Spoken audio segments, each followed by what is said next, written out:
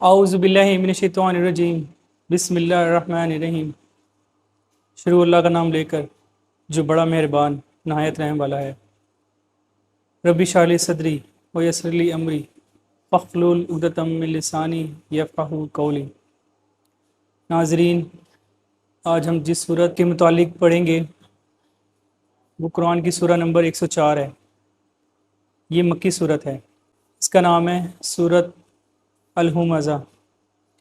آج کے دور میں ہم ہر وہ کام کر رہے ہیں جس کا اللہ تعالیٰ نے ہمیں منع کیا ہے، اور ہمیں معلوم ہی نہیں ہوتا کہ ہم اسے نافرمانی کر رہے ہیں۔ جیسا کہ ہم ہر نماز میں پڑھتے ہیں، ایاک نعبد و ایاک نستعین، اے اللہ ہم تیری ہی عبادت کرتے ہیں اور تجھ ہی سے مدد مانگتے ہیں، لیکن جیسے ہی ہم نماز پڑھ کر باہر جاتے ہیں ہم اپنے اس قول کو پورا نہیں کرتے۔ اسی طرح سورہ یاسین کے بارے میں کہا جاتا ہے کہ وہ قرآن کا دل ہے، تو یہ روایت کہیں سے بھی ثابت نہیں ہے۔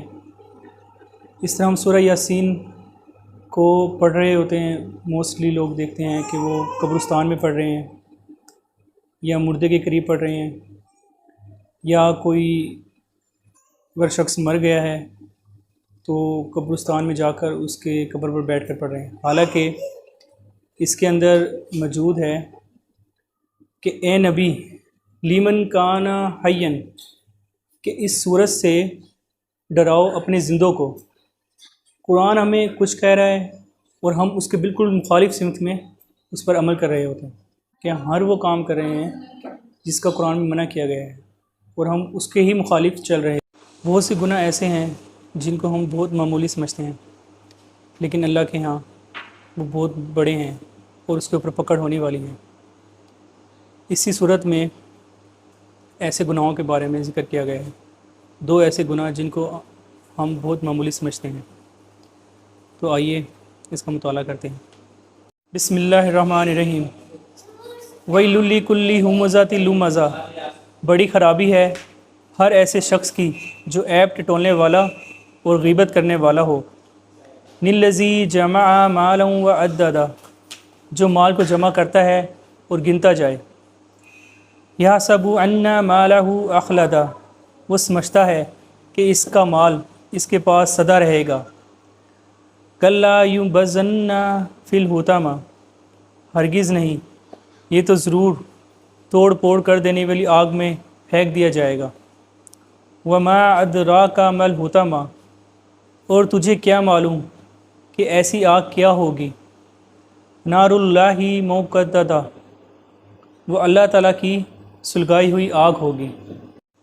ویل، جہنم کی ایک وادی ہے جس سے جہنم بھی دن میں 80 مرتبہ پناہ مانگتی ہے، یعنی کہ اتنی خوفناک یہ وادی ہے کہ جس سے جہنم بھی 80 مرتبہ پناہ مانگتی ہے۔ اور اس میں کون لوگ ڈالے جائیں گے؟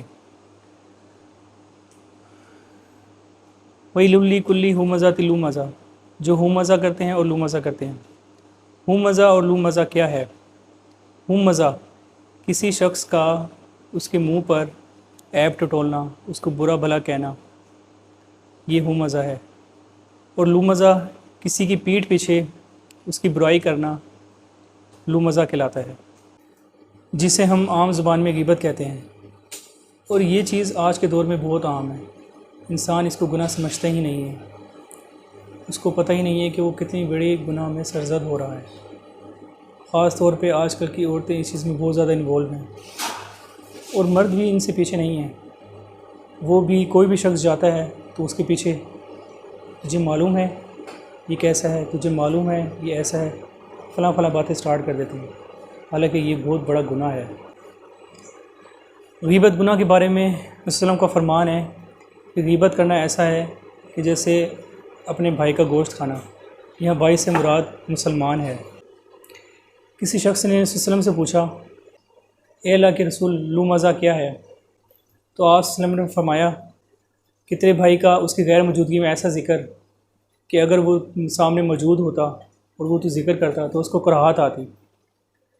تو اس شخص نے کہا کہ اے اللہ کے رسول، اگر وہ برائی اس کے اندر واقعتاً موجود ہو، یعنی کہ وہ بات سچی ہو، تو آپ صلی اللہ علیہ وسلم نے فرمایا کہ اگر وہ چیز اس کے اندر واقعی موجود ہو اور وہ بات سچی ہو تبھی غیبت ہے، اور اگر وہ اس میں موجود نہ ہو اور تو کہے تو وہ بہتان ہے۔ بہتان کا تو پھر غیبت سے بھی زیادہ گناہ ہے۔ ہوں مزہ اور لو مزہ صرف زبان کے کہہ دینے سے نہیں ہو جاتا، آنکھوں کے اشاروں سے یا ہاتھوں کے اشاروں سے بھی ہوں مزہ اور لو مزہ ہوتا ہے، کسی شخص کی تذلیل ہوتی ہے۔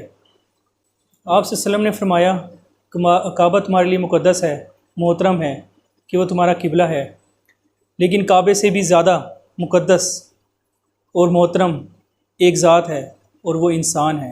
نلذی جمع مالا وعددا، جو مال کو جمع کرتا ہے اور گنتا جائے، یعنی کہ وہ یہ تصور کرتا ہے کہ یہ مال اس کو ہمیشہ زندہ رکھے گا، یا اس مال کے ساتھ وہ ہمیشہ خوش رہے گا اور کامیاب ہو جائے گا۔ ہرگز نہیں۔ مال کو جمع کرنا بذات خود کوئی گناہ نہیں ہے، لیکن مال کو جمع کرنا اور بار بار گننے سے مراد یہ ہے کہ آپ مال جمع کرتے ہیں، اس کو گنتے جاتے ہیں، لیکن اس کے بارے میں جو احکامات ہیں آپ وہ نہیں کرتے، جیسا کہ زکوٰۃ، قربانی، حج، یہ ہر صاحب استطاعت پر فرض ہے۔ اب قربانی سال میں ایک بار فرض ہے، آپ صاحب استطاعت ہے تو آپ کو قربانی کرنی ہے۔ اسی طرح زکوٰۃ سال میں ایک بار فرض ہے، آپ کو زکوٰۃ ہر سال اگر صاحب استطاعت ہے تو ہر سال دینی ہی دینی ہے۔ اسی طرح حج پوری زندگی میں صرف ایک بار فرض ہے، اگر صاحب استطاعت ہیں تو آپ نے حج کرنا ہے۔ لیکن لوگ ان چیزوں کو اہمیت نہیں دیتے، وہ مال کو جمع کرتے ہیں اور اپنے ان احکامات سے جان چھڑواتے ہیں۔ حالانکہ ہمارے اسلام میں نفلی صدقات، خیرات، لوگوں کی بھلائی کا بہت زیادہ حکم دیا گیا ہے، لیکن ہم اپنے فرض کو ہی پورا نہیں کرتے تو نفلی صدقات خیرات کہاں جائیں گے؟ لہٰذا مال کو صرف جمع نہیں کرنا، مال کو صحیح جگہ پر خرچ بھی کرنا ہے۔ اس کے بعد اللہ تعالیٰ فرماتا ہے کہ ہرگز نہیں، بے شک یہ حطامہ میں ڈال دیا جائے گا۔ حطامہ کیا ہے؟ حطامہ اللہ تعالیٰ کی سلگائی ہوئی آگ ہے، یعنی کہ یہ عام آگ سے بہت مختلف ہے، یہ اسپیشل آگ ہے۔ اس کی تپش عام آگ جیسی نہیں ہوگی جس طرح اور جہنمی کی ہوگی، اس جہنم سے کافی مختلف ہوگی، اور یہاں بڑے بڑے ستون ہوں گے، اور انسان کو بیڑیوں کے ساتھ جکڑ دیا جائے گا اور وہ اس آگ میں جلتا رہے گا یہاں تک کہ وہ اس آگ کو اپنے دل تک جلتا ہوا دیکھے گا۔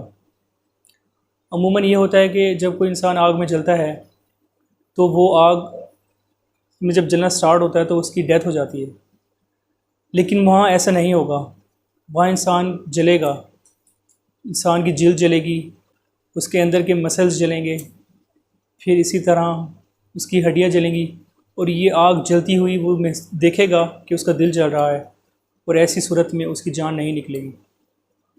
تو یہ ایک بہت درد دینے والا عذاب ہے، اور وہ گناہ جس کو ہم بہت معمولی سمجھتے ہیں، یعنی غیبت کرنا، چغلی کرنا، کسی کے عیب ٹٹولنا یا مال جمع کرنا، تو ان چیزوں کے اوپر بھی اللہ کی پکڑ ہوگی۔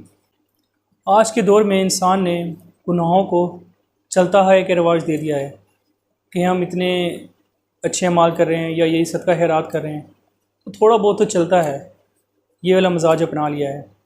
ہرگز نہیں، ایسا نہیں ہوگا۔ جس طرح آج کے دور میں اگر کسی کو کہا جائے کہ یہ سود ہے تو وہ کہتا ہے کہ ہمارا تو ملک ہی سود پر چل رہا ہے۔ تو بھائی جان، آپ سے آپ کے متعلق سوال ہونا ہے، آپ کے وزیر اعلیٰ یا آپ کے دوست کے متعلق سوال نہیں ہونا۔ آپ سے آپ کا سوال ہوگا کہ تم نے کیا کیا۔ ان سے یہ نہیں کہا جائے گا کہ آپ کا ملک سود پر چل رہا تھا تو آپ کے لیے سود حلال ہے، یا فلاں رشوت لیتا تھا تو آپ رشوت لے سکتے ہیں، یا فلاں یہ کام کرتا تھا تو آپ بھی یہ کر سکتے ہیں۔ آپ سے آپ کے متعلق سوال ہونا ہے، لہٰذا آپ نے اپنے ہر عمل کا جواب خود دینا ہے۔ یہ صرف اور صرف قرآن سے دوری کا نتیجہ ہے کہ ہم ان گناہوں کو گناہ سمجھتے ہی نہیں ہیں۔ قرآن ہمیں کھول کھول کر ہر بات واضح کر کے بتا دی گئی ہے، لیکن ہم ہیں کہ اس کو دیکھتے ہی نہیں، اس کو سنتے ہی نہیں، اس کو سمجھتے ہی نہیں، تو عمل تو دور کی بات ہے۔ لہٰذا ہمیں چاہیے کہ ہم قرآن کو صرف تلاوت کی حد تک محدود نہ کریں، جو اس کے اندر ہدایت ہمیں دی گئی ہے ہم اس کو سنیں اور اس کو سمجھیں اور اس پر عمل کریں۔ اللہ تعالی ہم سب کو قرآن مجید پڑھنے کی، اس کو سمجھنے کی اور اس پر عمل کرنے کی توفیق نصیب فرمائے، آمین۔